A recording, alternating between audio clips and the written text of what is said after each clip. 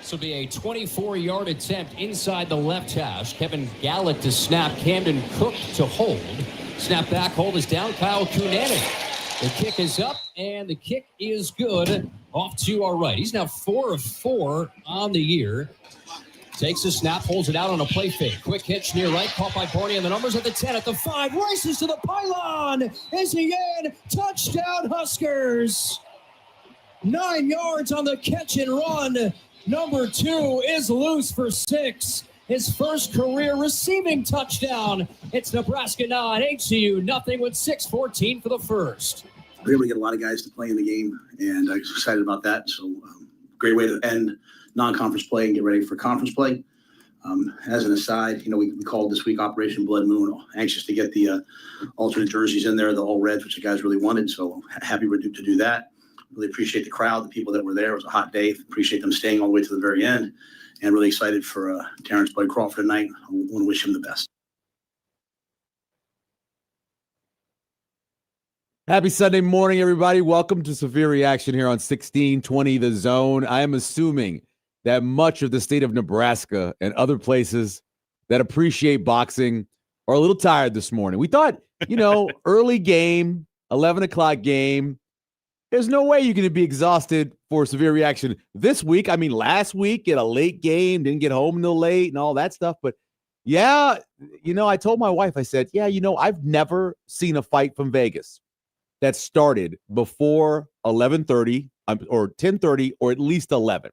And she says, well, it says here on the internet that I'm like, listen, I've watched a lot of boxing in my life.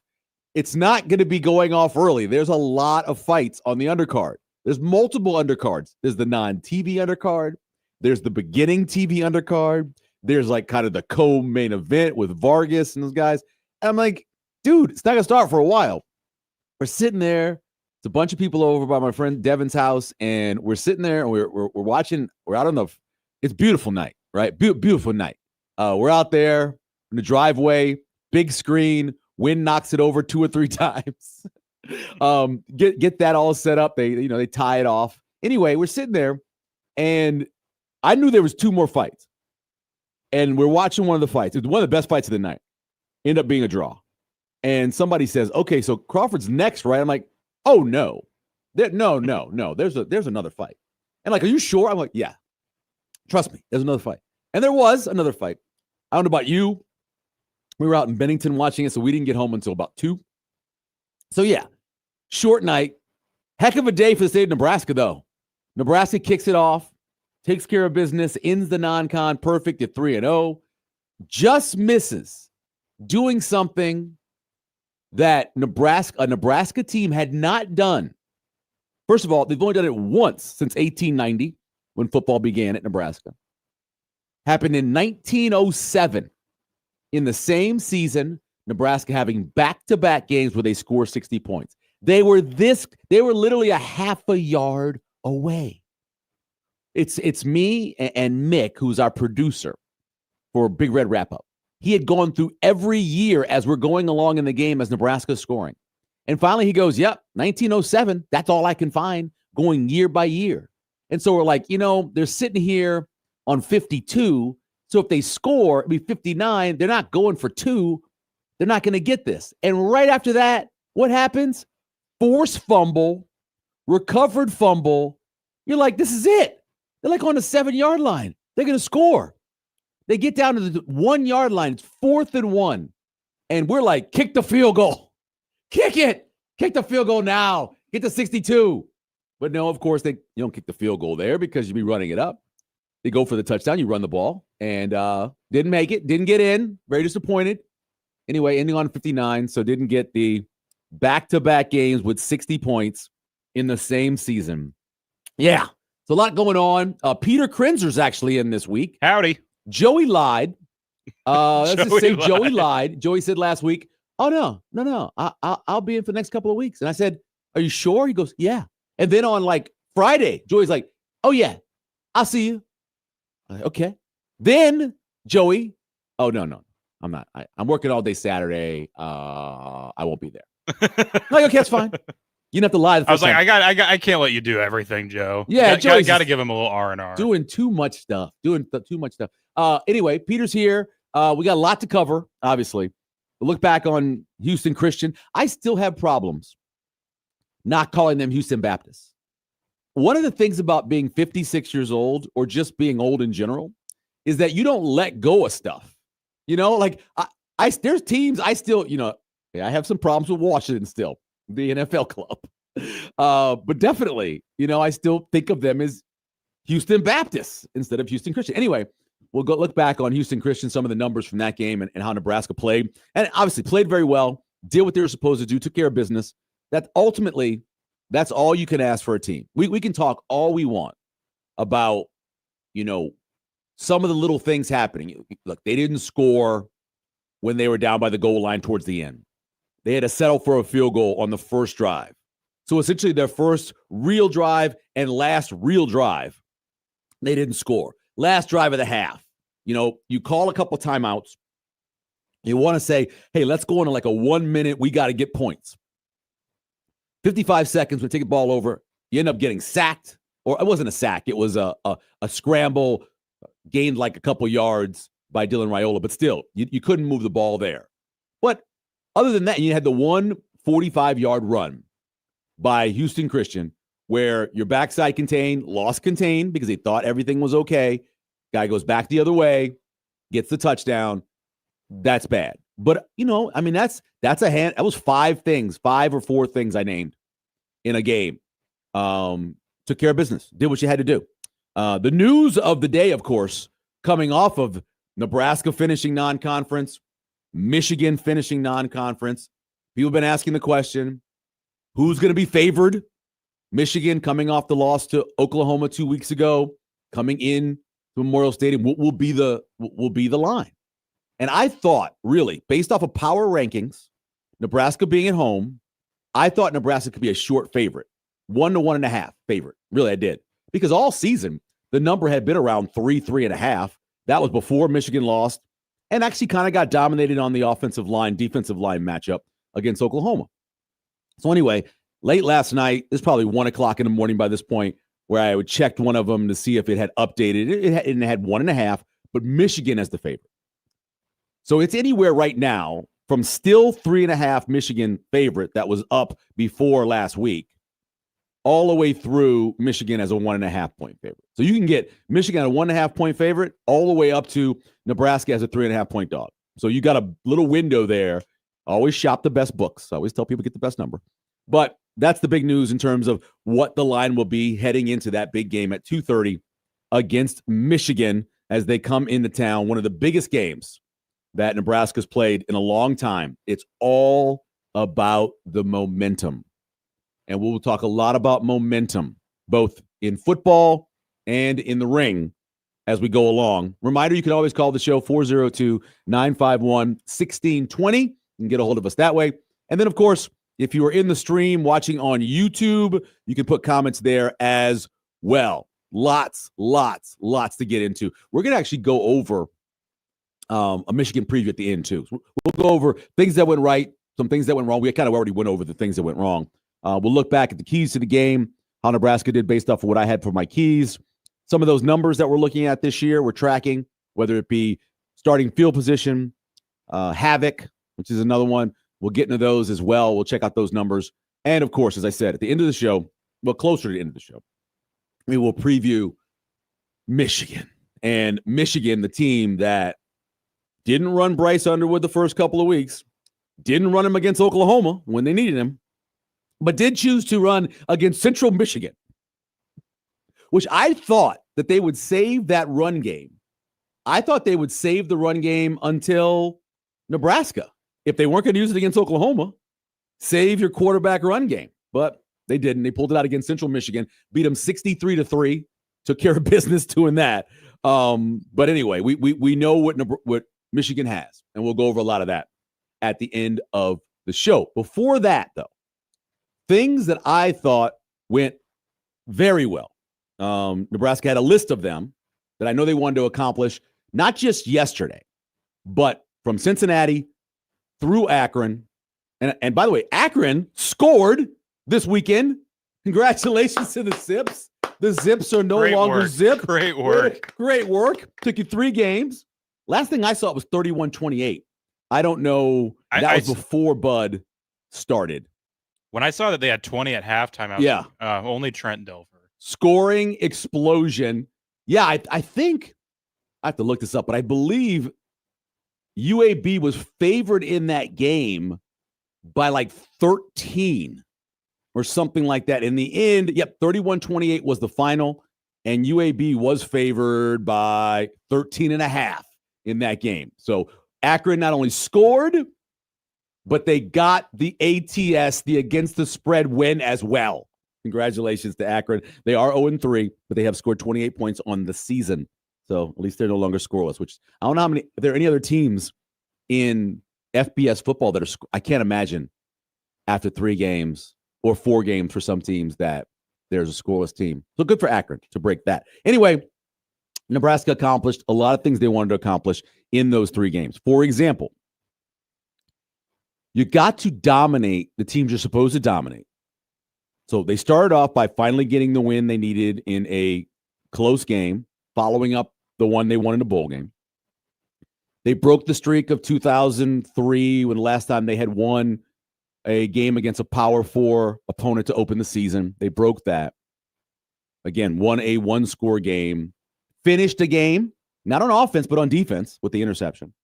Then played an Akron team that, if you remember the last couple of years, Nebraska has had a little bit of issues occasionally, going from positive and staying positive. And they did. They took care of business despite a couple of drives they didn't score on. They had 12 successful drives against Akron. There are very few times in all of football that you're going to find a game where a team has 12 successful drives. It just doesn't happen a lot. And I always, 12, remember, that is going over your opponent's 40-yard line. They had 9 of them out of 10 drives this past week, by the way. So they followed it up. And then, looking back to last year, you had the Northern Iowa game where you play an FCS team, and I don't know if Nebraska wasn't up for it or whatever else, but gave up some leaky yardage. And after Northern Iowa, you were like, oh, I worry a little about that run game. Well, you get Houston Christian this week, and I know Houston Christian had the 45-yard run. With their backs, the main 3 backs, they had about 120 yards rushing. Take 40, obviously 45 of them are losing contain, a weird play, backups in, all of that.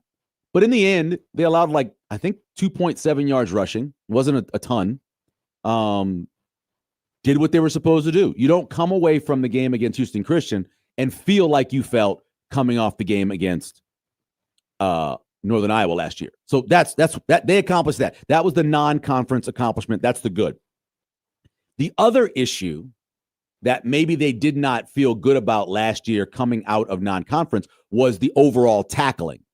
There were a few games, even the second half against Colorado last year, there were some issues with tackling. Just based off of what I was tracking yesterday, and I'll admit, I probably lost concentration a couple times during the game because, Houston Christian. I think no more than 5 missed tackles, which is great compared to what was happening last year as they were heading into conference play. So if they only had 5 missed tackles, they're pretty happy about that. So John Butler has to feel good about the way Nebraska is tackling and the way they're taking care of business, getting guys down. That's one.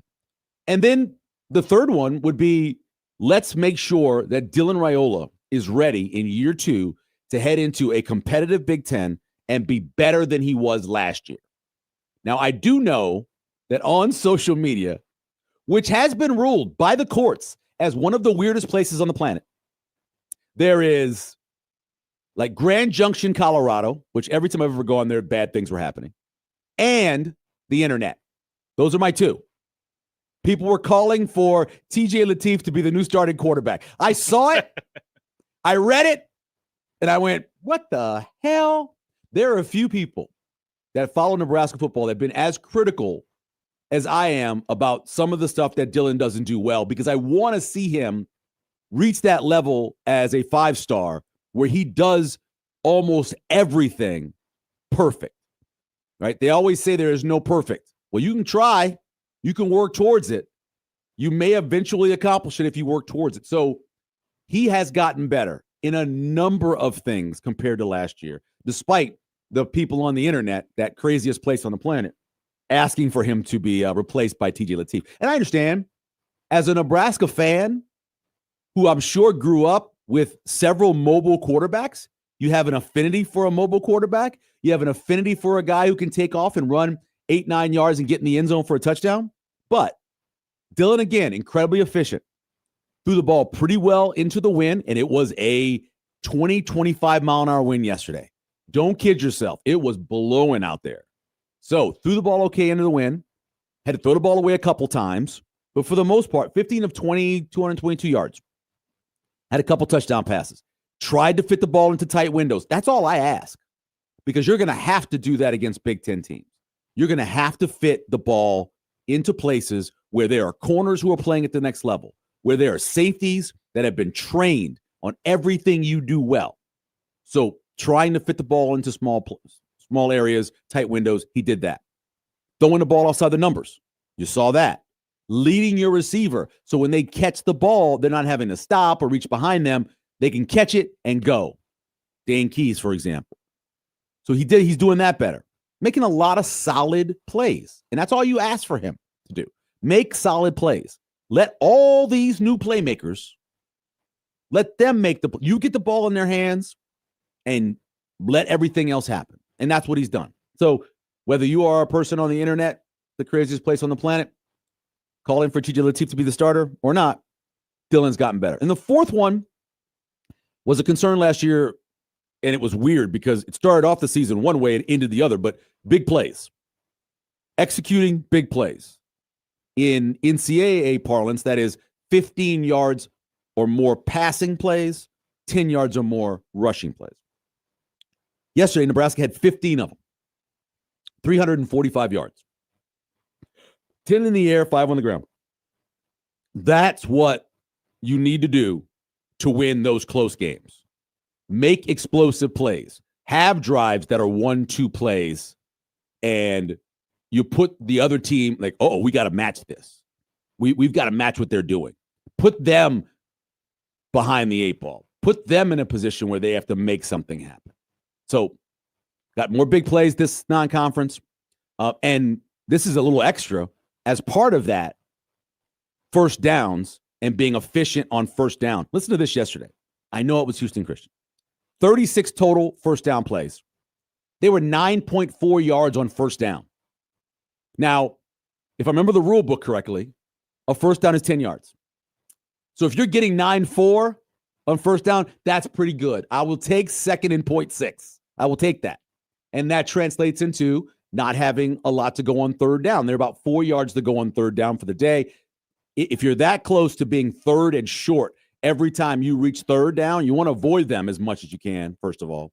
You want to make your first downs on first and second. But if you're getting to third and you're in pretty much close to third and short, feel pretty good about that. So those are good things that Nebraska wanted to accomplish during the non-conference. I believe they accomplished almost everything they wanted to do. Maybe the one question mark still is the backfield. Because you have Emmett Johnson. Quentin Ives has been talked about a lot by Coach Rule. He believes he's a Big Ten back. He believes a lot of things about him. I think they want Mekhi Nelson to be number 2. Mekhi Nelson has other issues. And because of that, he did not play yesterday. And now you have to take Mosey, who you had moved to running back, who's now more in the slot because of what happened to Bonner. So that question mark still lays there. You don't want to put everything on Emmett and wear him down. So who's really going to be the key person you go to? Is Ives, based on what you saw against Houston Christian, which is a decent game, led the team in rushing. Do you believe he is a Big Ten running back? Not overly explosive. Yes, he is a big back. Made some good decisions yesterday, but I don't know. I want to see him against better competition. Can Mekhi Nelson be that guy if he can get everything else straight? So that is still the one question I think Nebraska had coming into the game or coming into the non-conference that they did not yet answer. We'll take a break. When we come back, also, the show. Hey, it's brought to you by sponsors. Our friends at Equitable Bank, they've been taking care of us and taking care of you for a very long time. The show is brought to you by Equitable Bank. We take banking personally. Of course, answer the phone on the first ring. And Nebraska Medicine. Join our team at nebraskamed.com/careers. That is nebraskamed.com/careers. I just saw that play, the Purdue play where they did the throwback to the quarterback, and he dropped it and then picked it up and ran for a touch.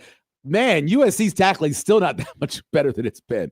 Anyway, Purdue scored some points yesterday against USC too as well. So we'll come back. We'll get into some of those numbers. Also 402-951-1620 if you want to either talk about the football game yesterday, or we're going to also get into Crawford and where he is now in terms of a number of rankings, including the greatest athlete in the history of the state of Nebraska? ? We'll get into that as well when we come back here on Severe Reaction on 1620 The Zone.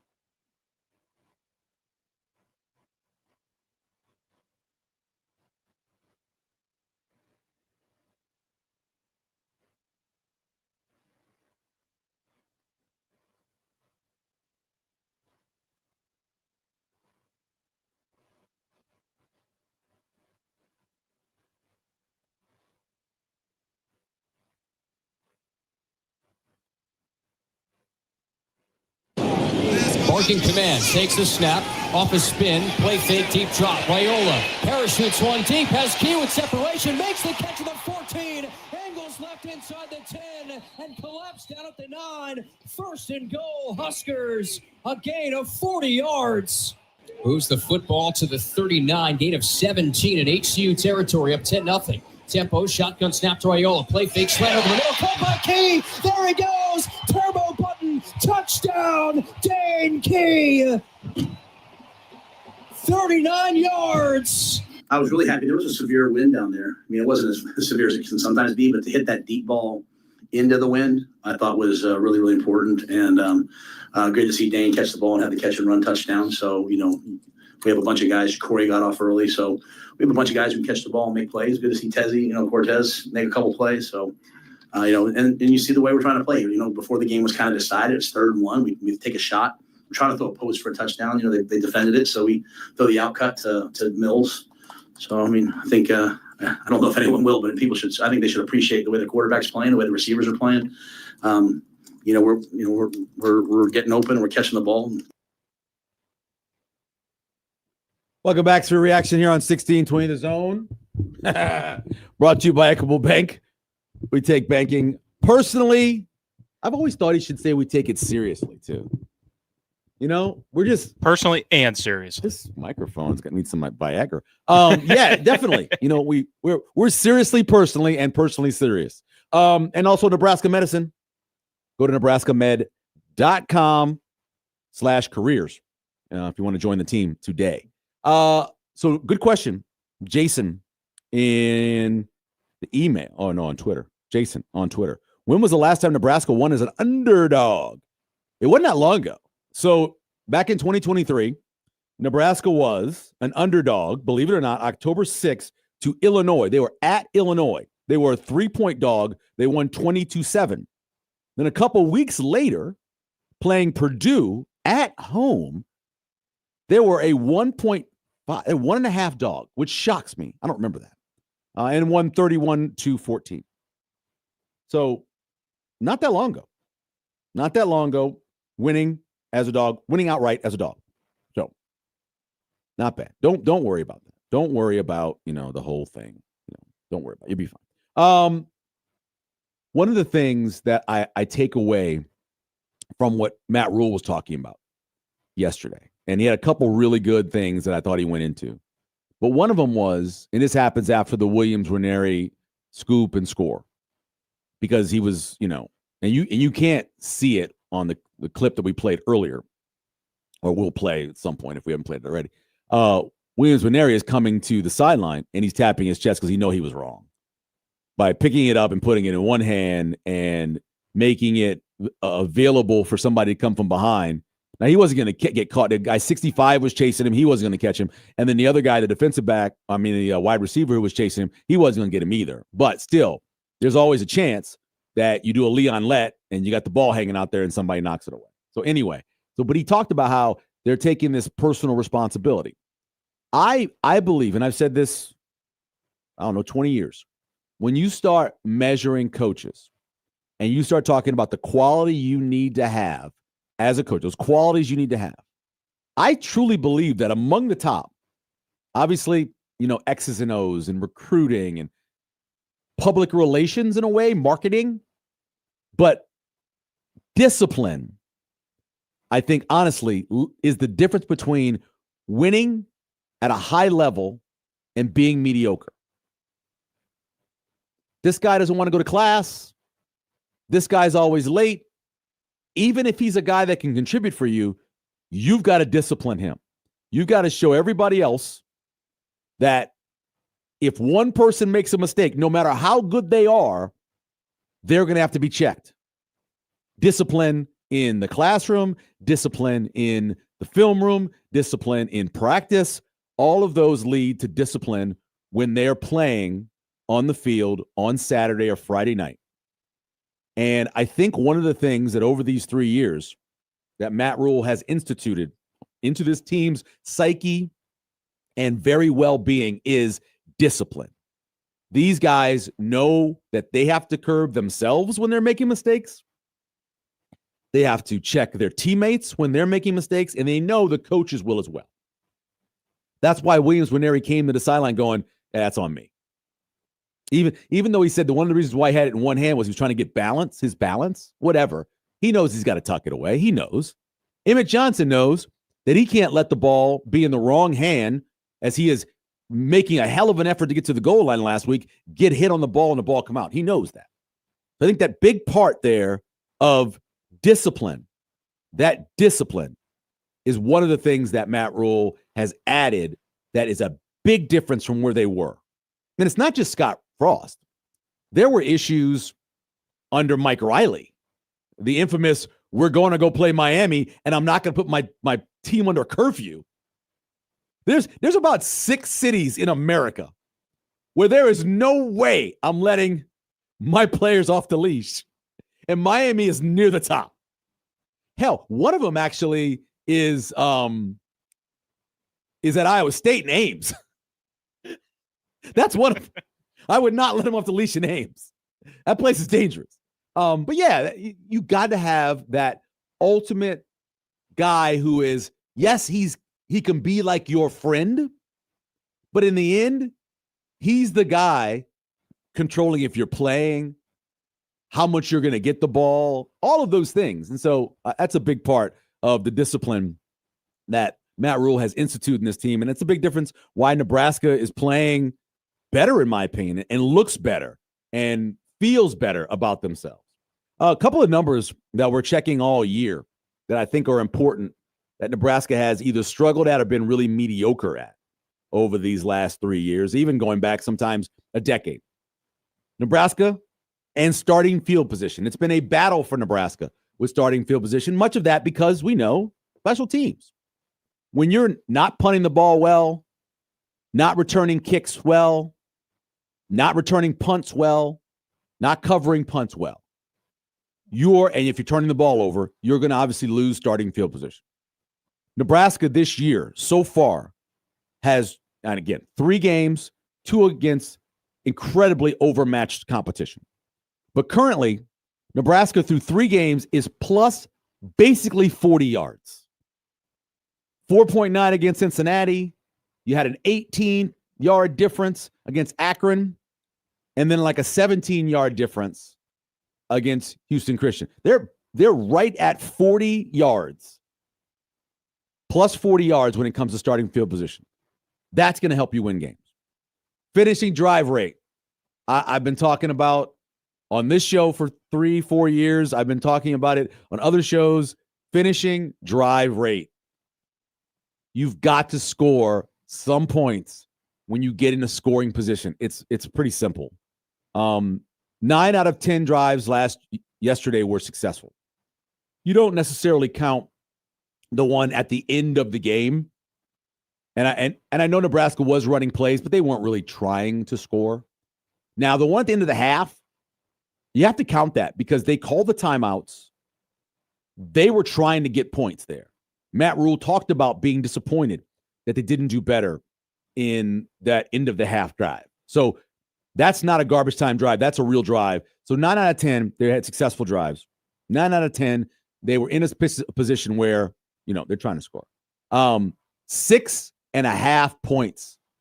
When you score 59, 6.5 points per successful drive. That's as close, obviously, to get to 7 as you can. Pretty damn nice. Been great to have that field goal, whatever. Overall for the season now, 31 successful drives, 27 successful drives out of 31 available. That's amazing. That really is. 147 points, 5.65 is what they're scoring. I talked a lot last year about being over 4 as the minimum. Every time you have a successful drive, you score at least 4 points. Being over 5 is getting close to elite. Over 5.5 is elite.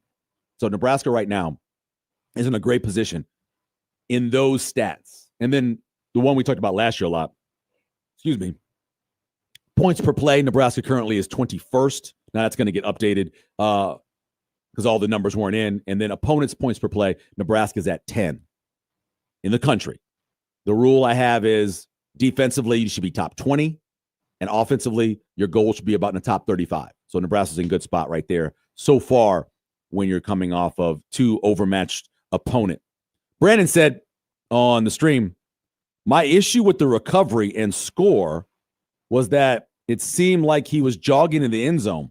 I feel as though, is it maximizing his God-giving ability? It could be wrong. Well, he says his issue was when he picked the ball up, he was off balance, so he was trying to make sure he didn't fall doing that.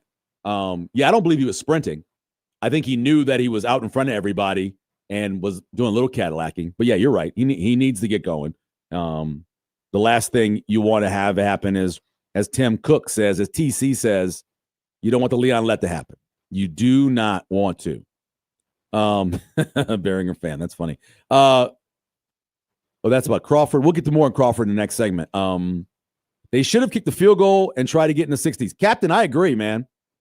Should have happened. It should have happened. We had that. You know how long it took for Mick to go through all those years of football to find that stat, to confirm that it happened last in 1907? It's huge. Captain also says, Michael, there isn't talent like EJ at number 2 or 3 at running back, and that is the running back. That's on the running backs coach. I don't know if that's on the running backs coach or the people dealing out the money.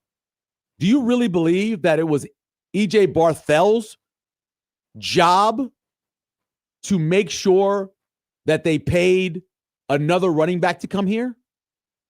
Like Marty, for example? I don't know. I know for a fact that they were alerted to him that he was going to be transferring from whatever the Dakota school he left, that he was going to. They didn't immediately reach out to him. By the time they reached out to him, a lot of teams had come in with a lot of money, including Miami, and that was the issue. Now, that's not on Barthel. That's on the money people for Nebraska making a decision. They needed another back. And he's not the only one out there. There were a number of backs in the portal this year. They knew what they had in the locker room. They know what they have on the practice field. They needed to go pursue those guys. Again, it's Barthel's job to coach them, and you can't say that Emmett Johnson hasn't gotten better as a back under E.J. Barthel. You can't say that. I think you could even say that Ives, but when we've seen these last two games compared to what he was last year, the little bit of time we saw him last year, you could say that he's better. I don't think this is on Barthel. This is on a poor decision by the general manager to not ensure that they got Marty Brown. This is a coaching head coach, whoever else that's at the top of the level saying, we need another guy at this spot. That's what needed to happen. Now, I say all of that. Once Mekhi Nelson is in the game and takes care of all this other stuff and is actually playing, he might surprise us. We've seen it before. How many times has Nebraska over the last 8 to 10 years had a back who wasn't playing a lot, finally played, and you're like, oh, why wasn't this guy playing? Emmett Johnson last year. Divided Zigbo the first couple of games of his senior year. It happens a lot. So maybe Mekhi Nelson will be that guy. We don't know at this point. But yeah, then what is the running back coach there for? To coach. He's there to coach the guys who are on the team, and he's there to go recruit high school guys. They knew they needed, if they knew they needed a back, right? Running back coach needs to show up. No, he's doing his job.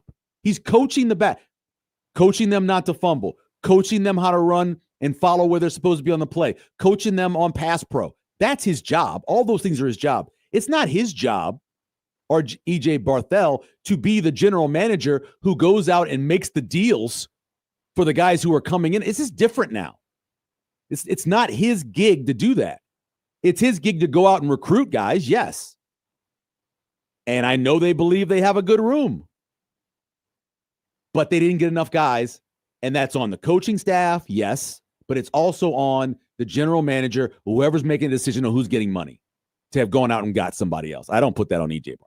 I don't at all. And I think Emmett overall has gotten so much better in little things. The way he finishes runs, the way his patience is. I think, and I put that all on EJ. And it's not like EJ hasn't been at UConn. Look at those guys, how they got better. I'm not going to put this on EJ. You can put it on EJ if you want. I don't think it. I think he's a very good running backs coach. We'll take a break. We'll come back. We're going to get a little bit into Bud Crawford and more. 402-951-1620. Also, of course, in the stream, you can comment on the YouTube as well. Severe Reaction brought to you by Equitable Bank. We take banking personally. And Nebraska Medicine. Join our team at nebraskamed.com/careers. Back with more Severe Reaction on 1620 The Zone.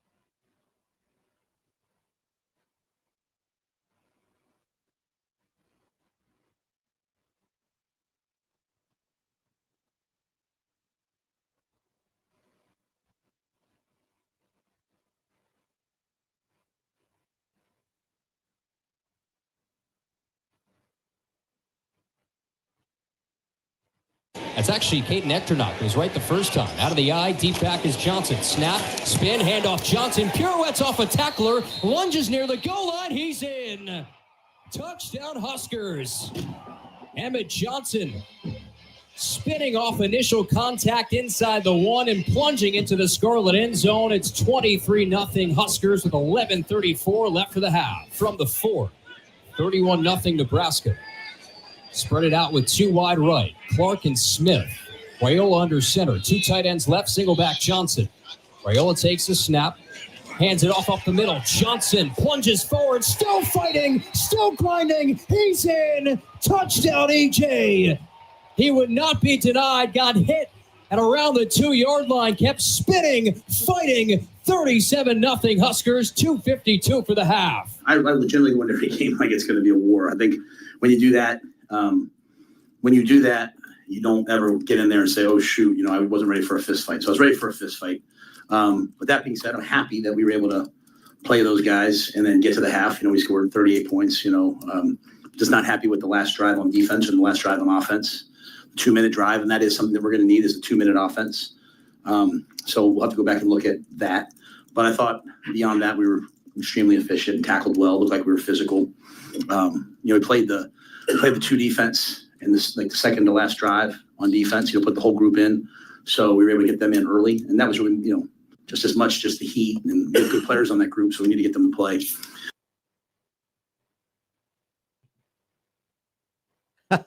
Welcome back to Severe Reaction on 1620 The Zone. It's that kid song.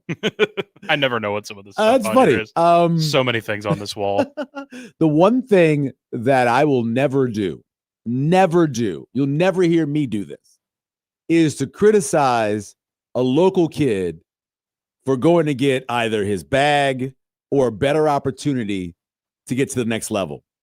Congratulations to Nate Borkacher yesterday. He only had 1 catch for Texas A&M. He was in several times on goal line, blocking, along with another former Nebraska high school player in Mike O'Reilly. But he caught 1 ball, and it happened to be the winning touchdown for Texas A&M in what was a great game, back and forth against Notre Dame. Caught 1 ball. Congratulations to him for making that catch, for think about his week on campus in College Station. You're already you're kind of a mediocre star. You got some cash. You're at A&M. You're second or first string tight end. Well, you catch the winning touchdown in a game, and I believe it was the last time, maybe 2017 or 16, when A&M beat a ranked team on the road. They did that. And the reason why, because on 4th down, Nate Borkacher from Aurora, Nebraska, caught a touchdown pass. Congratulations to him. Awesome for him. I'm not in any way an Aggies fan. I've never been an Aggies fan, but you know what? That's great for him. And good job by them beating Notre Dame. And all the other guys who, are from Nebraska or that have been here in Nebraska and have, for whatever reason, left because maybe they weren't getting playing time or they wanted to get more money.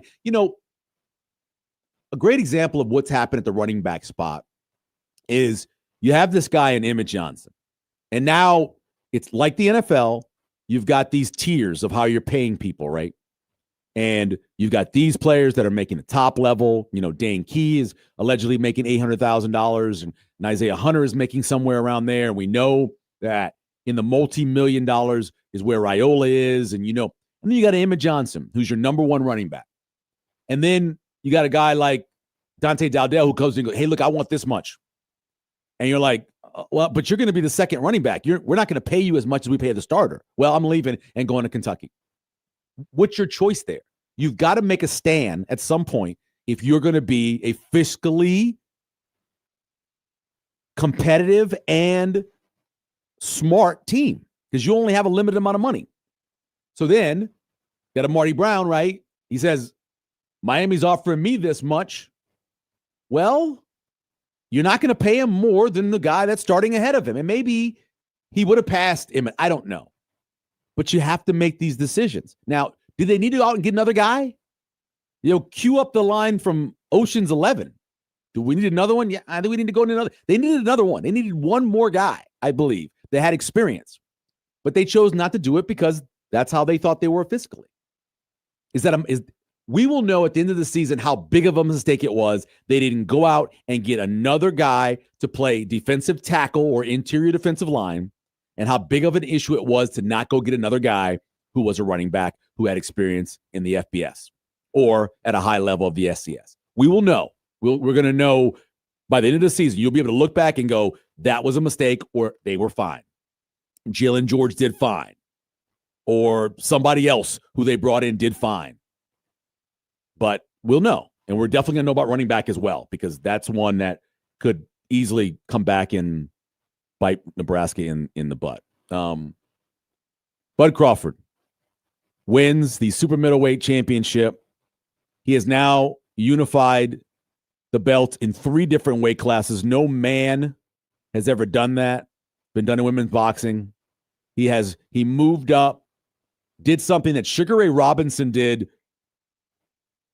80, 90 years ago, making that kind of move and winning a championship. They didn't have that many weight classes back then, but what he did, what Roy Jones did coming up and winning the heavyweight title, these are very remarkable things. And we talked on Friday about where Bud fits in the grand scheme of things as a boxer in history, as a boxer at, his weight classes opposed to heavyweight, which is always kind of a little different, and where he fits in the state of Nebraska as Nebraska born, Nebraska bred in terms of greatness of athletes. Twice now, the Omaha World Herald, 10 years apart, put out a list of the top 100 Nebraska athletes. The 2 that most people say are almost unmovable are Bob Gibson, a guy who was an accomplished basketball player and one of the greatest right-handed pitchers of all time in the sport of baseball, and Gale Sayers, who without the injury could have been the greatest running back of all time, but during his 4 or 5 years was one of the most dynamic players in the history of the sport of football, as special teams, as a running back, catching the ball in the backfield. Most people say those 2 guys are unmovable at the top of the list. That's fine. At number 3 currently, it's hard to not make the argument that Bud Crawford is that guy. Bud is an outstanding athlete in all sports, anything I've ever seen him play. As a boxer, he went out last night, and I know that 2 of the scores were 115, 113, which means if he doesn't win the 12th round on those cards, it's a majority draw. Think about that. With all the dominance he had, even if you think the first round went to Canelo, which I don't think so. If you go back and look Kellerman called Canelo busier in the first round because he was chasing him. More punches were landed by Bud. The 2 or 3 effective punches were landed by Bud. Bud won the first round. Bud won the first 4. You can make the argument he lost 5, but that's not a lock. 9, maybe. Bud won 11 and 12 guaranteed. If those guys, the 2 people who had it 115, 113, didn't give him 11 and 12, he loses according to their card. That's Vegas, man. That's why you have to beat somebody and put a lot of points on them to make sure you don't get screwed by Vegas. And luckily, Bud did that because he could have easily got. I thought it was 117, 111. I think you give 3 rounds to Canelo. That's all I gave him. Maybe you want to give him 4. That's fine. But you certainly don't have it 115, 113, where the 12th round was to determine whether or not you were going to have it as a draw. That's crazy. Anyway, 3rd on the list of Nebraska's greatest athletes. You can make the argument for a lot of other guys, a lot of guys from a long time ago, like Grover Cleveland Alexander, if you want to make an argument for a guy like that, for a guy who is kind of halfway between that with Johnny Rodgers, you can make that argument as well. You can make the argument about some of the guys who are in specialty sports, like a Phil Cahoy, who's one of the, great gymnasts, some of the great female basketball players of all time, volleyball players of all time, all of those. Make all those arguments you want. But in the end, Bud Crawford will be either the greatest or number 2 in the 21st century of boxers. In the last 25 years of boxing, there's probably just Floyd Mayweather and Bud Crawford. That is it. And when you're in that elite of a international sport, this isn't just something played in this country. This is something that's fought. There are fights all over the world. So internationally, he is one of 2 guys in 25 years to be considered the best in the sport. That's enough to make him number 3. Now, again, you can argue for a lot of guys, but what Bud did last night and the way he, in the 11th round, first you saw it in the 9th, but in the 11th round, one of the greatest boxers of this generation stopped, looked away, and gave you the look you give to your mom when she's not going to buy you a bicycle. He was just like, because he knew that he couldn't do anything. Every time he tried to throw a flurry, he got flurried back. And he was like, man, I can't do anything with this. When you frustrate a guy like Canelo Alvarez, when you make him look like he's a lesser boxer, when you make him look old and he's almost 3 years younger than you, that was an incredible performance by Bud Crawford. And that when a new list comes out from the Omaha World Herald, he better be damn high as number 3, in my opinion. We'll take a break. Next hour, we're going to chat with Stephen M. Sipple. Of course, we'll catch up with him, see his thoughts on both the game and the fight last night, which I'm sure he checked out. We'll go over some of the keys of the game, how that went. And also, we have a preview of Michigan coming up as well as we continue here on Severe Reaction on 1620 The Zone.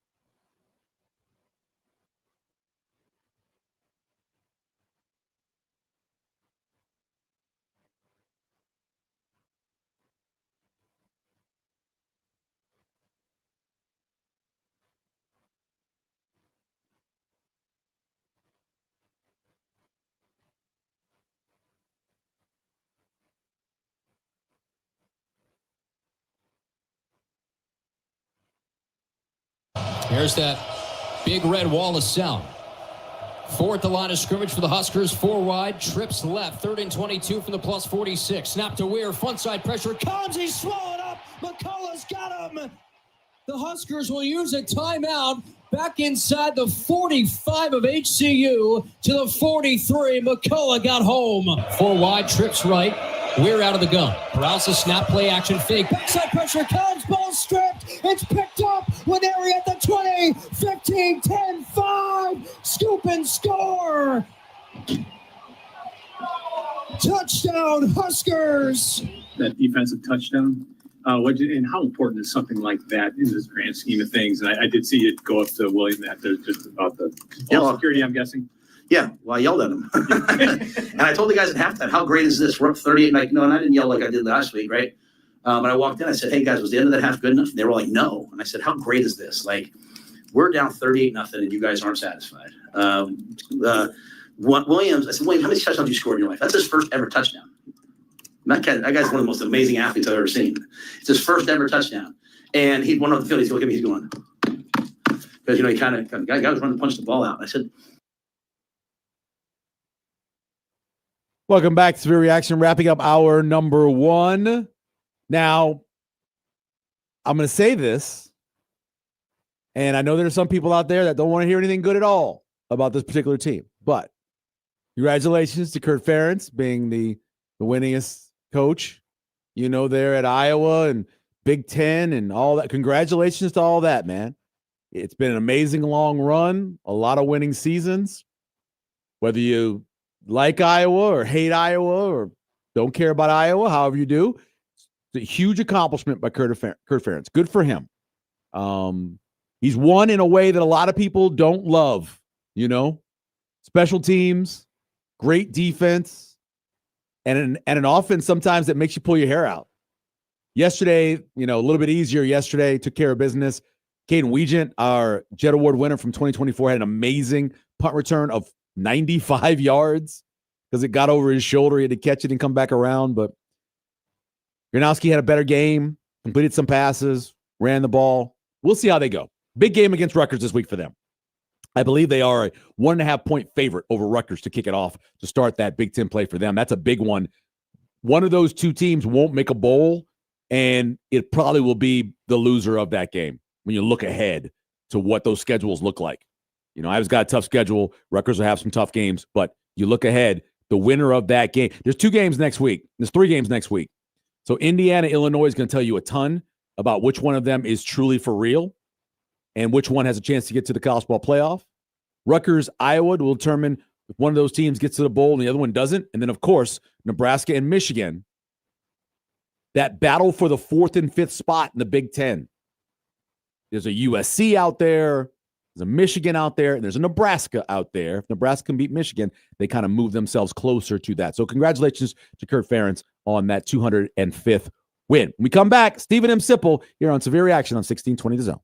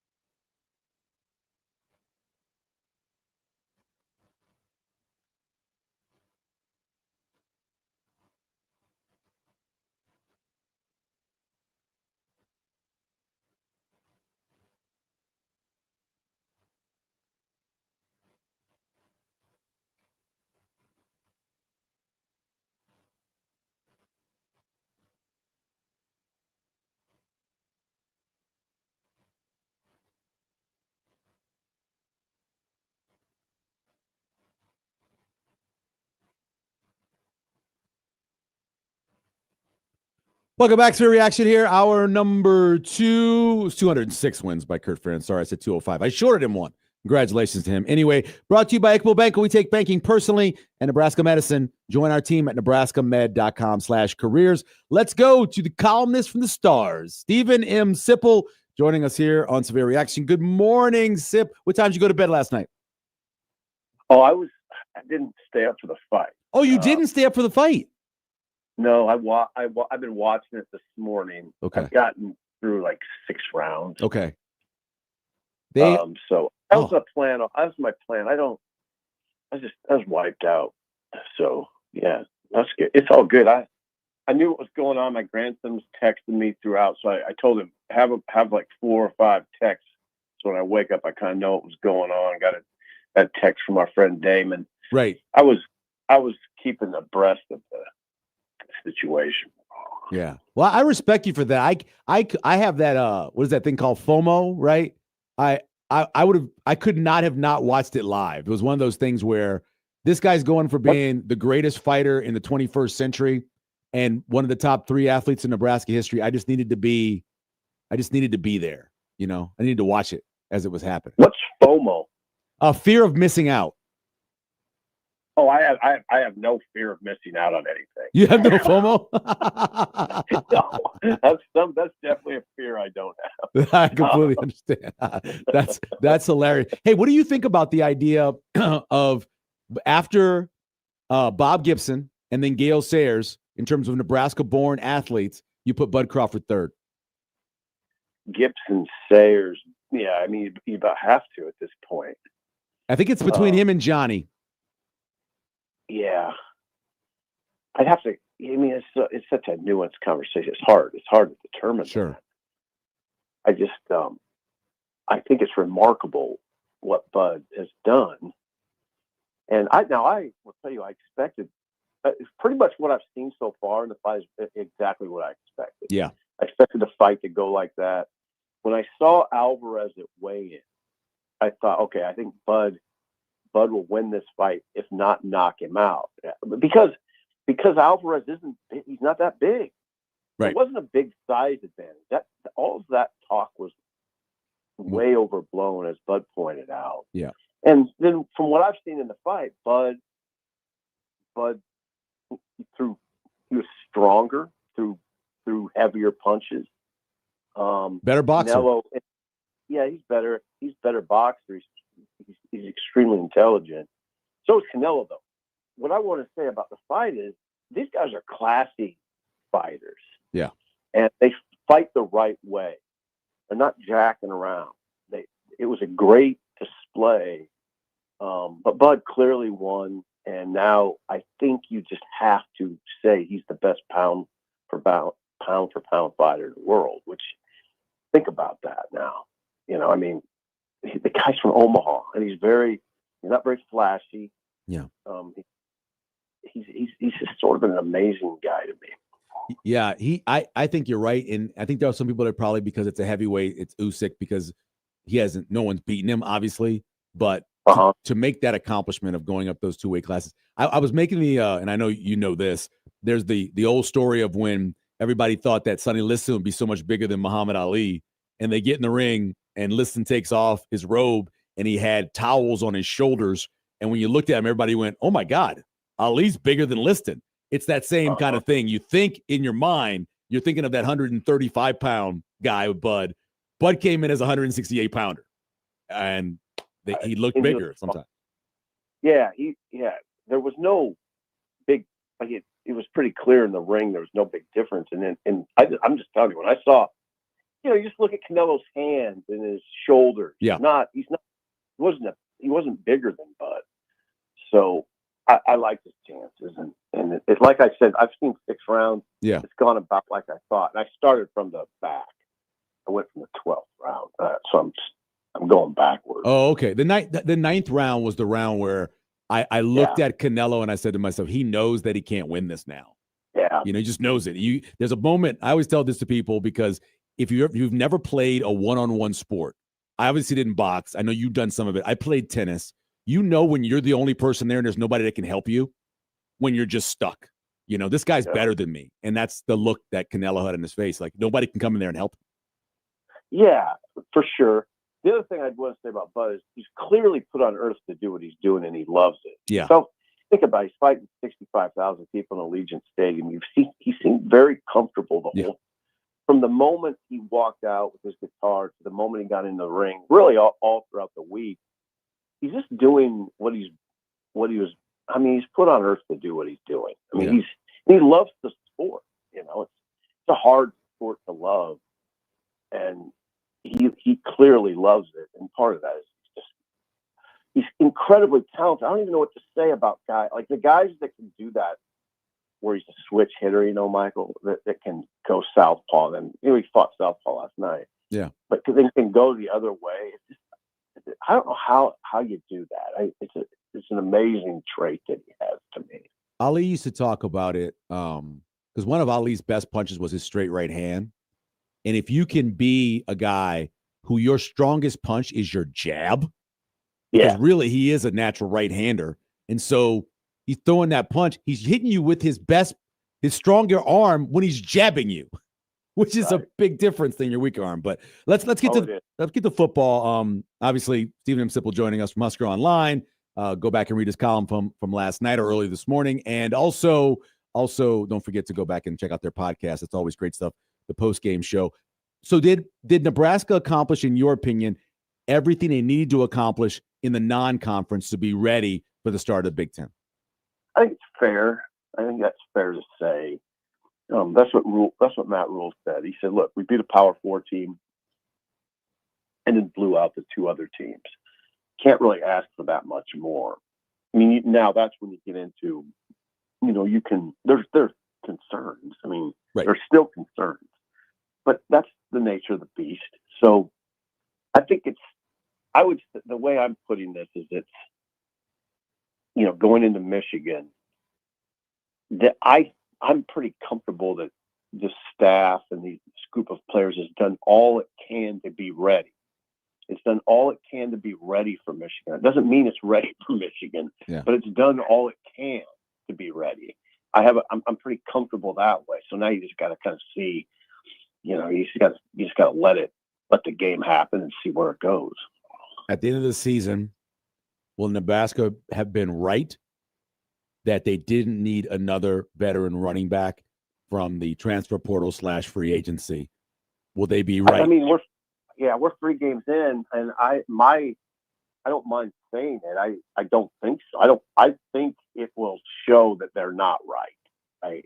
That doesn't mean they can't have a excellent season. Yeah. But it all looks fairly curious to me why you let Dowdell go, not go hard after Charmar Brown, based on what I've seen. Right. That's just based on what I've seen through 3. Now, Michael, you're really, I mean, the reason I like talking to you because you're a fair-minded person. You speak your mind, but you're fair-minded. To be fair in this discussion, you have to let the season go. I mean, sure. But right now, through 3 games, that's you're asking me for prediction. I would predict that we will, at the end of the season, say they should have had another bag. What about in terms of interior defensive line? You think they'll be right that they didn't necessarily need another body there? Well, I mean, that discussion's a little more difficult because I don't know what was available. I mean, we have a pretty good idea. I mean, we knew they had Dowdell to go, and we knew they had a shot at Charmar Brown, and didn't take it. So as far, I don't know what was available up front on defense. I will say this. I like what they're doing right now up front with the frequent substitution, moving guys. It's clear that they kind of have this strategy now that, look, we're not loaded up in the middle. We don't have that dominant nose. I think my perception is that they want to beat kind of with their athleticism up front, and they do got some athletic big men. And again, this is the beauty of this week, Michael, and you know this. This is going to tell us a lot more. Yeah. It's going to tell us a lot more about, particularly the conversations when it comes to the bigs. Steve Sipple joining us here on Severe Reaction on 1620 The Zone. Who would you call the defensive MVP of the non-conference? I would say Singleton or Wright. Off the top of my head. And would Noweri be 3, and that be the biggest upset of the non-conference? Noweri's, yeah. I mean, Noweri. I don't know if I could put him as his value as being as high as those other guys. Yeah, but he's been, I would say, a pleasant surprise. Yeah, how much they've leaned. I mean, just that first game. You know, when you look at the snap count, I think it was 36. Yep. When he played 36 snaps or 38 snaps against Cincinnati, and that told me a lot. That told me they trust him. But it wasn't just going to be spot duty. You know what I mean? It wasn't going to be okay. There's a big pass rush situation. Let's get one area. No, they play him. I mean, so I want to see I don't know what he played yesterday. Those snap counts are out. I mean, our PFF grades are out. I guess it doesn't matter so much yesterday because it's a rout, but that defense isn't out anyway. I can't put him as an MVP candidate, but he's been good. Yeah, I think he's the surprise of the defensive side. Well, the offensive side, I always want to say that the MVP is, whoever went out and got Dane Key and Isaiah Hunter, because those guys have shown that was a good that's money well spent. It is. I mean, isn't that? I think we'd be talking about the Keel Shorts to a certain degree, right? Yeah. I don't know what we're talking about. Yes, those guys have been excellent. That room is good. Mm-hmm. That's a good. It's either the receivers or the secondary is the best position group on the team. I don't know. It depends. It depends on who you're asking, I guess. But I like the secondary. But no, those guys are good. They're legit.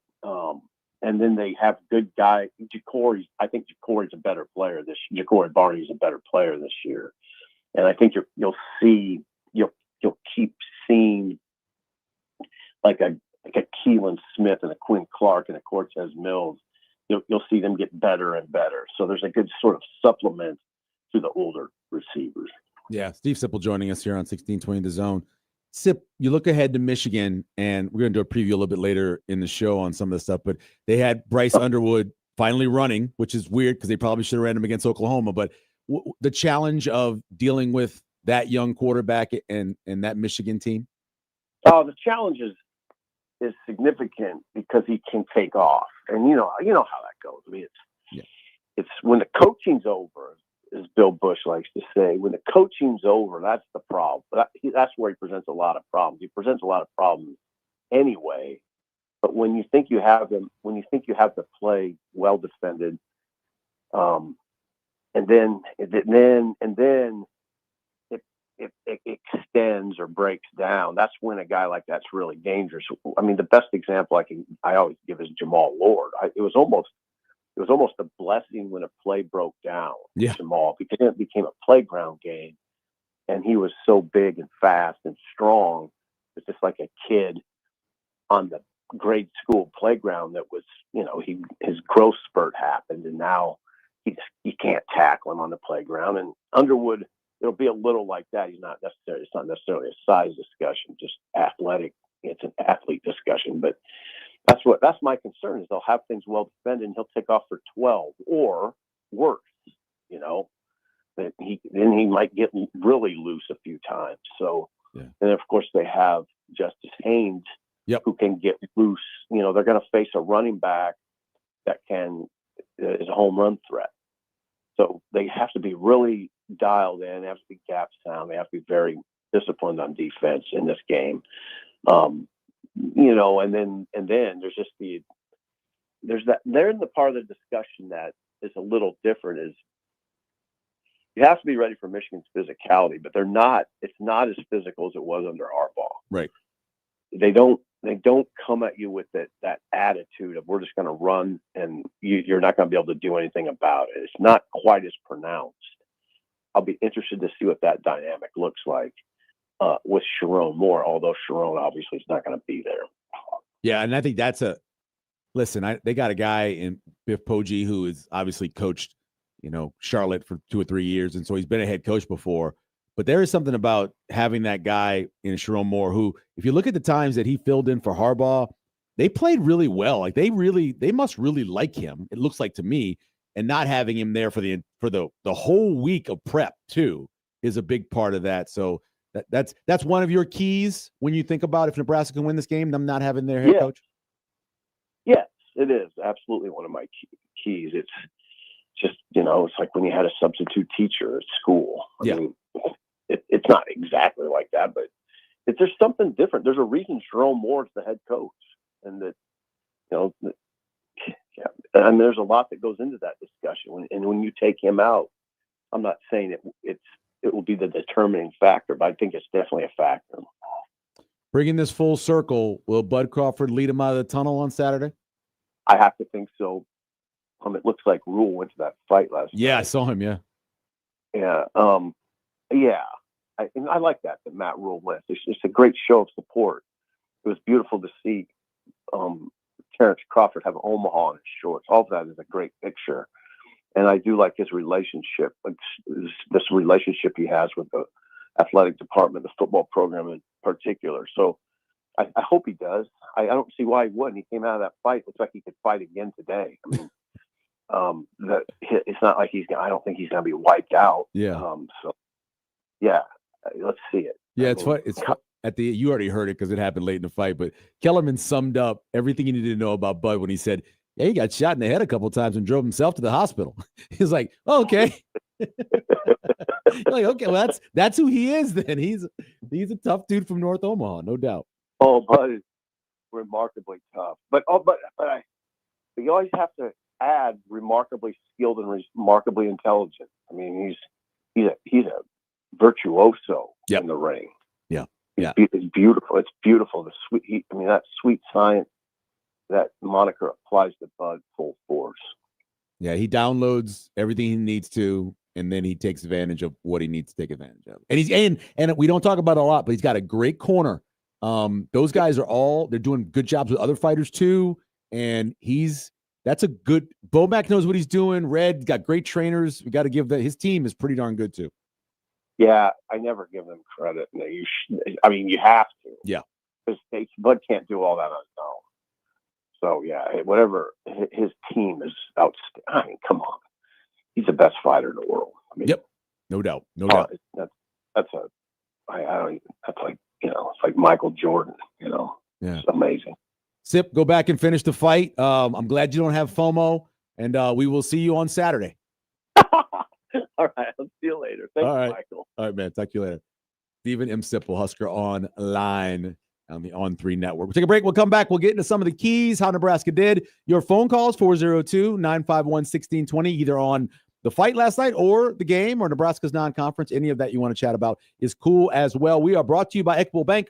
We take banking personally, and Nebraska Medicine. Join our team at nebraskamed.com/careers. Back with more Severe Reaction on 1620 The Zone.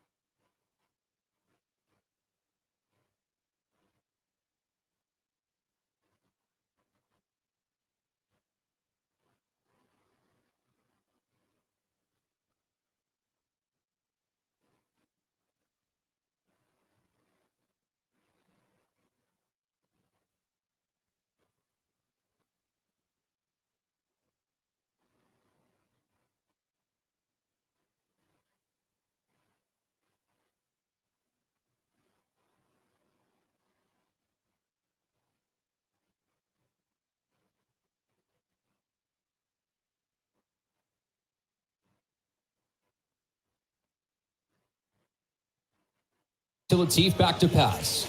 Has a lot of time. Guns one right. Broken up. Looking for Keelan Smith. Flag comes in on the pass interference near the 3-yard line. Trying to wave his finger was DJ Roberts saying no, no, no. But the official says yes, yes, yes. It was Roberts who was holding on like they were going to the prom together. Holding hands. It is homecoming season. 2nd and 9 here from the 11. 2nd and 8 route. 4 in the pattern. Snap to Ware. He's smothered and brought down. Marquez Watson Trent surging through untouched with a sack back to the 5-yard line. We had some times where, we had some soft coverage. We gave up some throws. I don't know how many yards they ended up passing. 68. So we missed three weeks in a row of under 100 yards passing. Sierra did a great job moving into the slot and playing the nickel, which let Donnie and Marshall go outside and start. And then Jameer came in and played well. So I thought, for the most part, a lot of those things looked good. You hate the one long run. We had him tackled in the backfield and he reversed out. If the guys trust the things that we say, we might say track in your hip. I might say that more than I say go big red. And we didn't track in your hip. And so we got burned on it. And so that'll teach us something. Welcome back to the reaction here on 1620 The Zone. Debate on the stream and the comments if Bud will fight again. I know that he wanted us to fight again. Now he's not done. There was a lot of speculation before the summer about that. Would it be done? Obviously, Troy Daniel wants to get a fight there in Memorial Stadium at some point, which would be awesome. But I think Bud does. This is the point in his career where you've solidified your legacy, kind of like Mayweather did, and then you have the ability to take a couple of fights that I'm not saying the person's not as good, but it's more of a name you might do, or, like a Jake Paul. I'm not saying he's going to fight Jake Paul or the other Paul or whatever Paul, but I'm saying he has an opportunity to do something like that, and it could be in a place like Memorial Stadium, which would be pretty awesome if he could get that done. Of course, you got to worry about weather and all those other things, but still, that'd be awesome to do it. Somebody, I don't remember which one it was debating on whether or not, in terms of Nebraska-born athletes, that Bud should be number one. And let me just say and I know a lot of people that are on here are pretty young.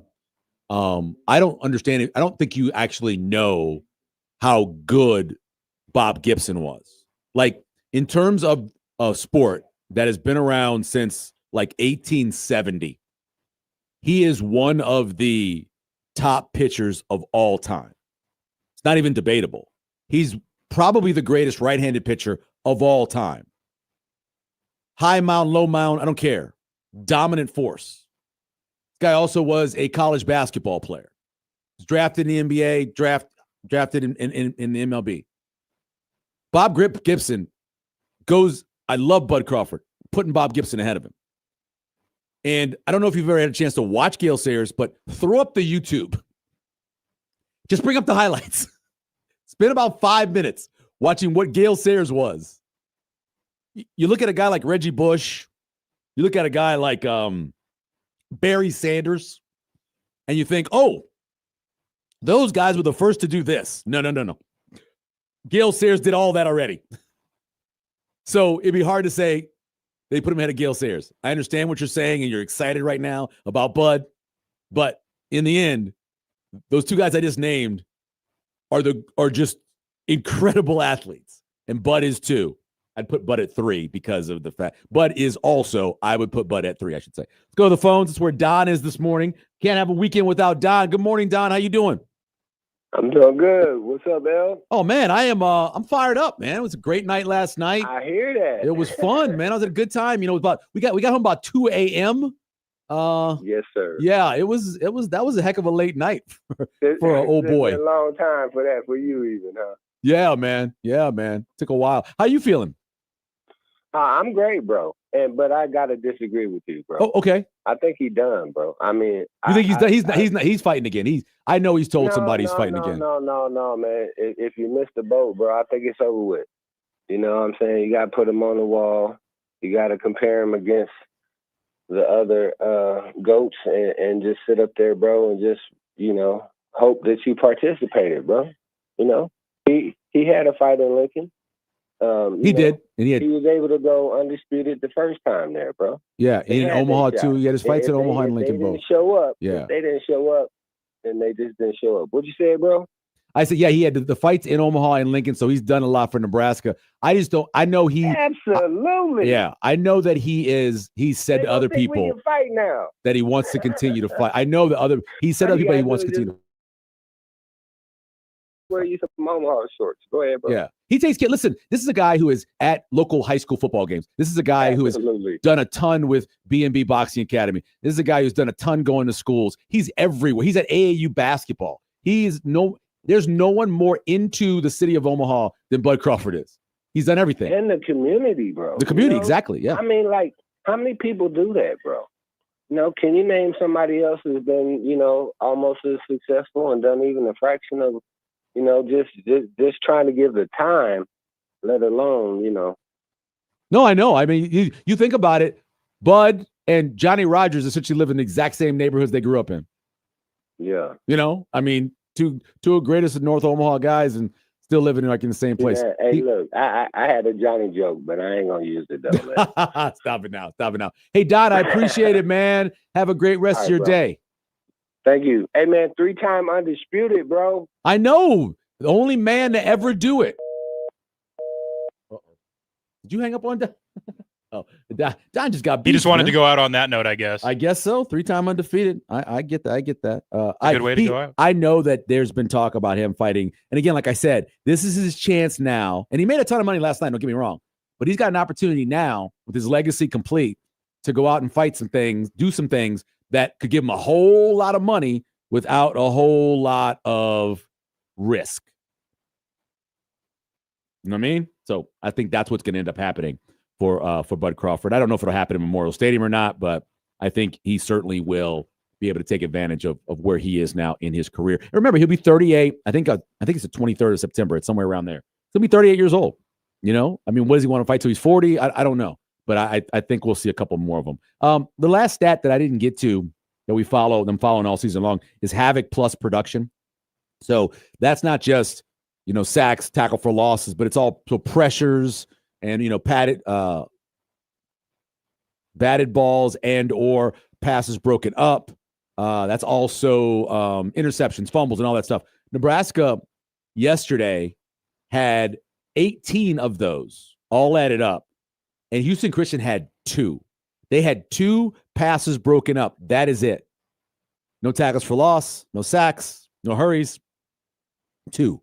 That's it. So in 3 games, Nebraska is now plus 26 when it comes to Havoc plus production. Plus 26, which is pretty darn good. Now, obviously, it's going to come back the other direction because of, better competition. But 8 tackles for losses yesterday. Jalen George had a hurry. Dawson Merritt, who, by the way, that young freshman middle linebacker played well yesterday.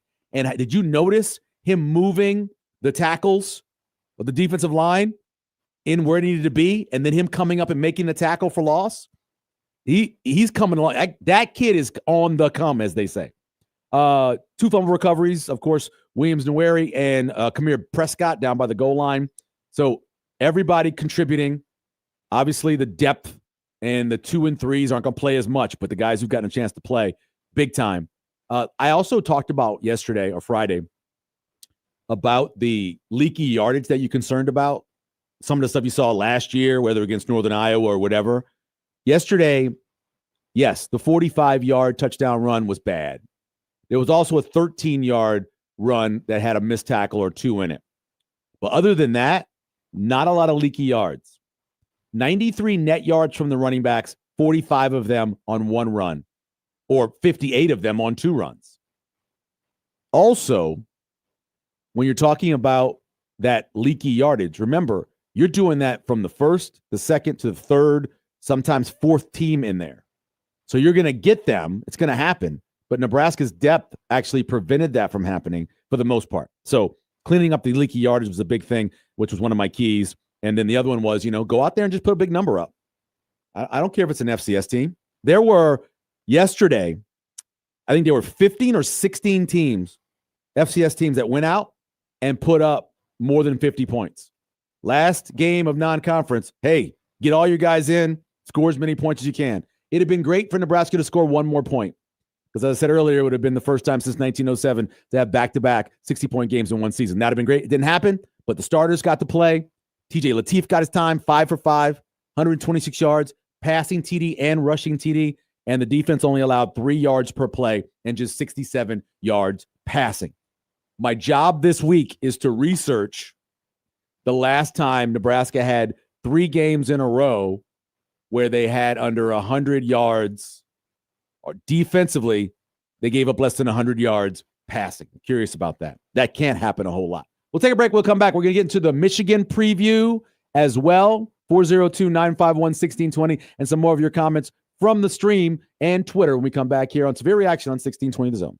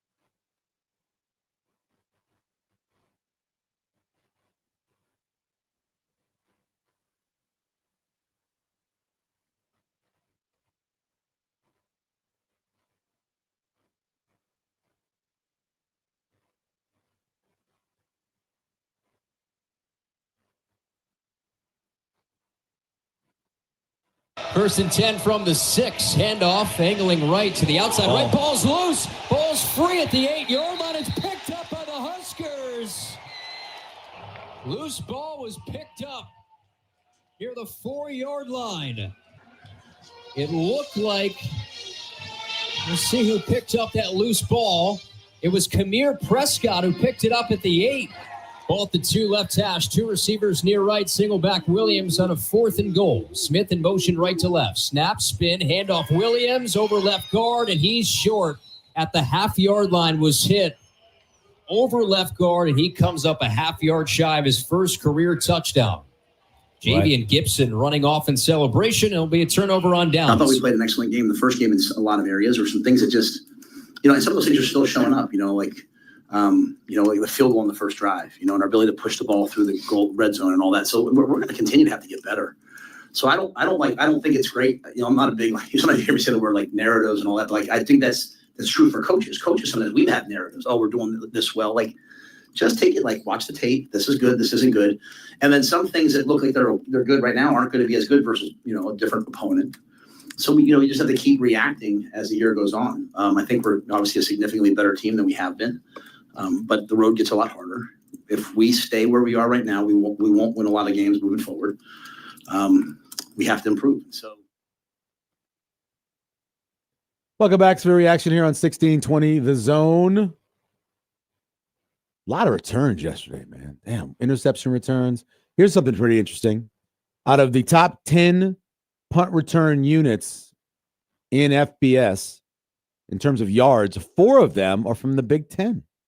How about that? The Big Ten with their punt return game going. Iowa, Indiana, Nebraska, and who am I missing? And Illinois.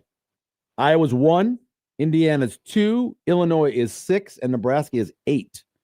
Or 9 in terms of yards of punt returns so far. Nebraska is currently averaging 16.6 a punt return. 8 punt returns for 133 yards. No touchdowns. Should have had one yesterday. Mosey should have had one yesterday.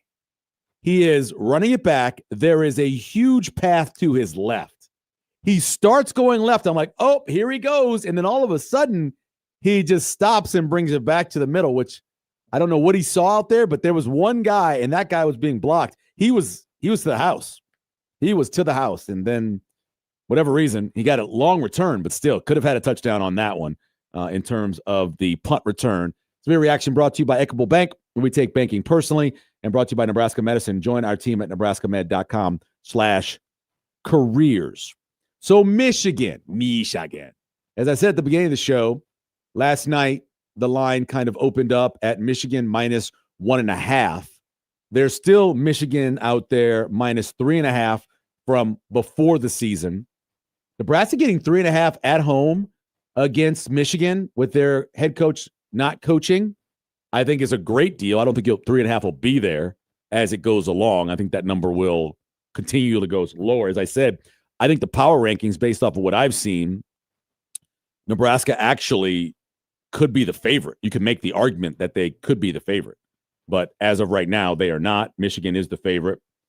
Part of that is reputation, I'm sure.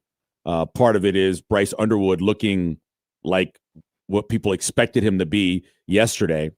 So that's a big reason for it. Michigan comes in 2-1. Of course, lost to Oklahoma 2 weeks ago. They beat Central Michigan 63-3 yesterday. Bryce Underwood, 9 carries, 114 yards, and 2 rushing touchdowns, including a really nice 16-yard one for the touchdown. I thought you could see that he's not this always comes off wrong. He doesn't look overly athletic, and that is not me insulting him in any way. Obviously, he's an athlete, but there are certain guys, when you see them move, you talk about, wow, that guy right there, that's an athlete, you know? So there are times when he's running where I could see him maybe getting hurt. And I'm laughing because he get hurt. But remember when remember when Taylor Martinez would take off running? And you'd be like, why does every time he take off running, he take a big shot? Because he wasn't a natural runner. Maybe a natural sprinter, but not the natural runner. And he kind of reminds me of that a little bit, where he's going to take some big shots. Doesn't know how to exactly turn himself so he's not going to get a bunch of contact. He also had 235 yards and a touchdown as well yesterday. So far, I mentioned this, but Nebraska has not allowed 100 yards passing, which is incredible. Number 1 overall pass defense in FCS. It was them, and I think it was it Northwestern that was at the top 2 right there? But yeah, number 1 based off of the numbers that I saw, and I know things are still updating, but pass defense, let me just check that, make sure. Yep, Nebraska, number 1, allowing 66 yards a game, 72 rating, only 198 total yards. Only one team, UCF, has actually allowed fewer, but they've only played 2 games where Nebraska's played 3. So Nebraska through 3 games. Number 1 pass defense in the nation currently. So getting that done. Justice Haynes, you heard Sip mention him. I mentioned him this weekend as when I was talking about how we were going to do our picks to click in the pregame show. I'm like, I'm probably going to draft him at some point, probably first. He's got 3 100-yard games, 5 rushing touchdowns, and he's averaging nearly 8 yards a carry. Now, that's helped because of that long run against Oklahoma, but still, he is a quality back, and he's a guy that Nebraska, again, got to watch out for the leaky yardage. You know, if he's going to get 2 or 3, let him get 2 or 3. Don't hit him at 2 or 3 and let him get 5. Don't do that. So he's a pretty good running back. And there's really no true number 1 wide receiver. You know, so many times Michigan has had those guys where you're like, okay, that guy, definitely the number 1 guy. They have 4 wide receivers that have at least 6 catches. Only 2 receiving touchdowns by the wide receivers. And Donovan McCulley has 10 catches for 158 yards. He leads everybody, but it's pretty tight. So no true dominance when you're talking about a wide receiver that you really have to make sure is covered.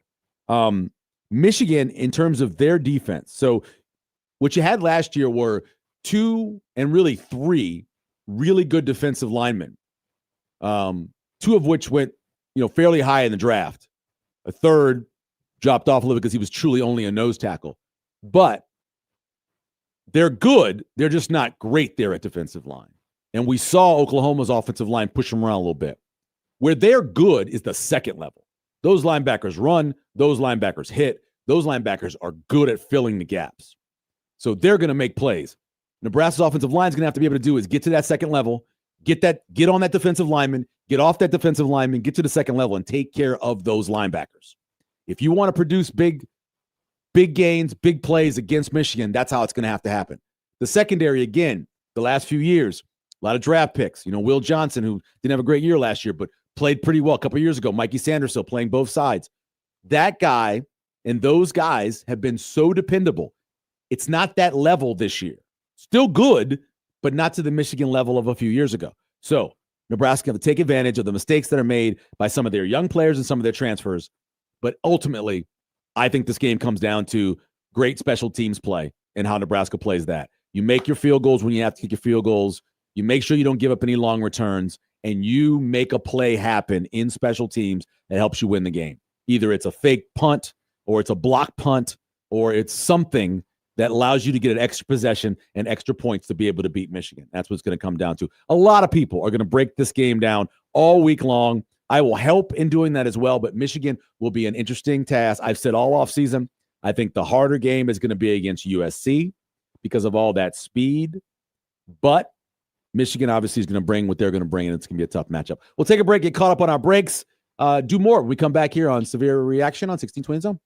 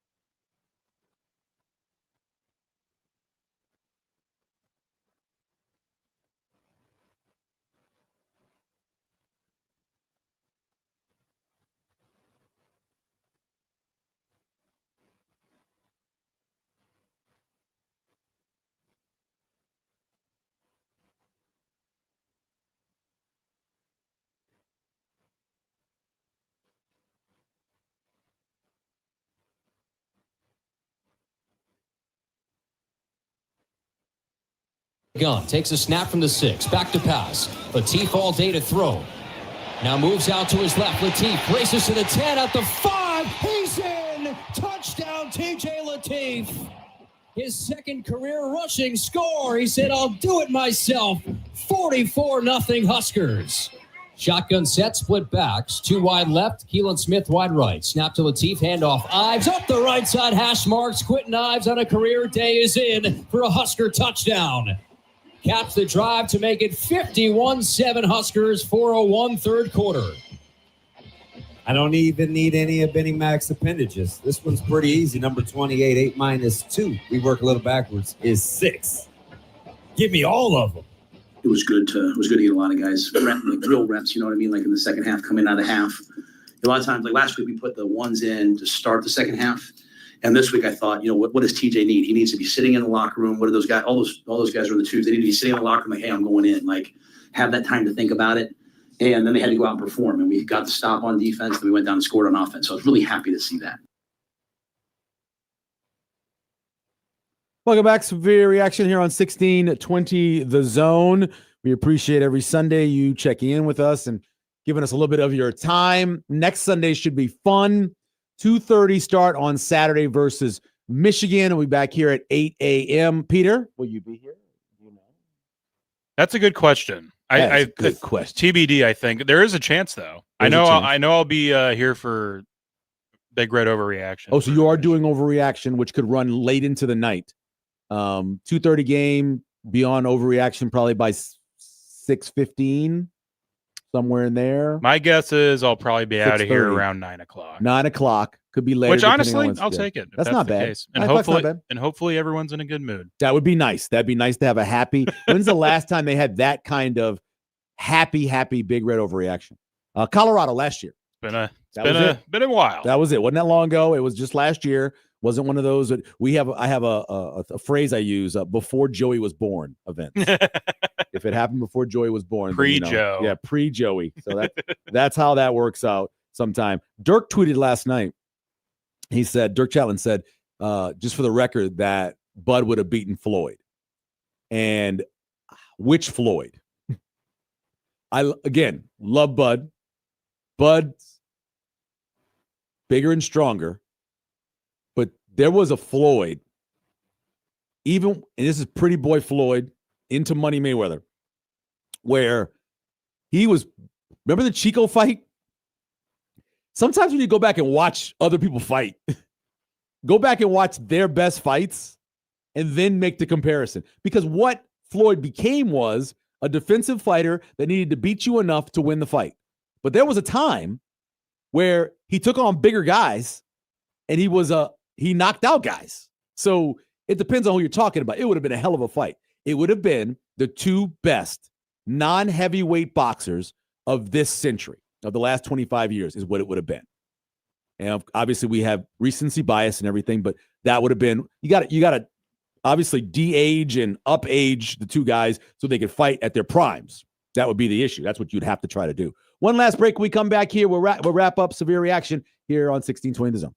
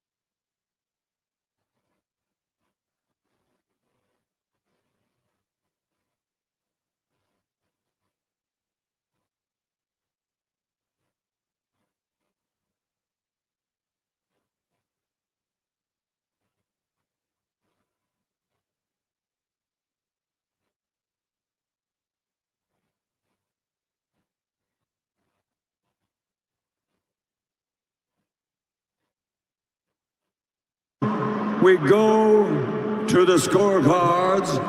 Steve Weisfeld scores at 116 to 112.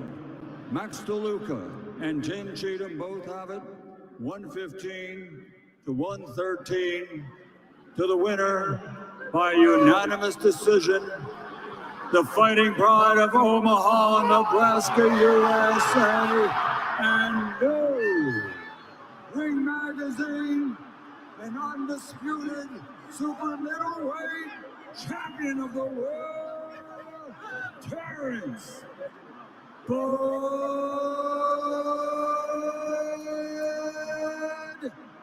Crawford.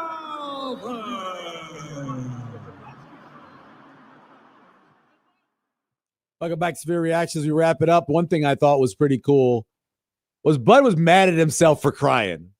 Like, he went down there, he was on the one knee. You could see he's being emotional. And when he gets up, he's like hitting himself, like hitting his eyes. He's like, stop this wetness from coming out. What the hell is this water falling from my face? I'm mad at it. And he's like hitting it because he's like, I don't want to be crying. I'm tough. No crying. That's what it looked like to me. But pretty cool. My dream this season for Nebraska football is simple. Every Sunday morning, before 9:30, usually about 6:50, I put in my vote for the Super 16 for the Football Writers Association. My dream this season is at one point in that Super 16, I put the Nebraska Cornhuskers in there. It's never happened as I've been a voting member of the FWAA. My dream is to one day to be able to do that. And hopefully it happens this season. The top 16 team. You never know. We're back next Sunday at 8 a.m. Have a great rest of your Sunday. See you next week.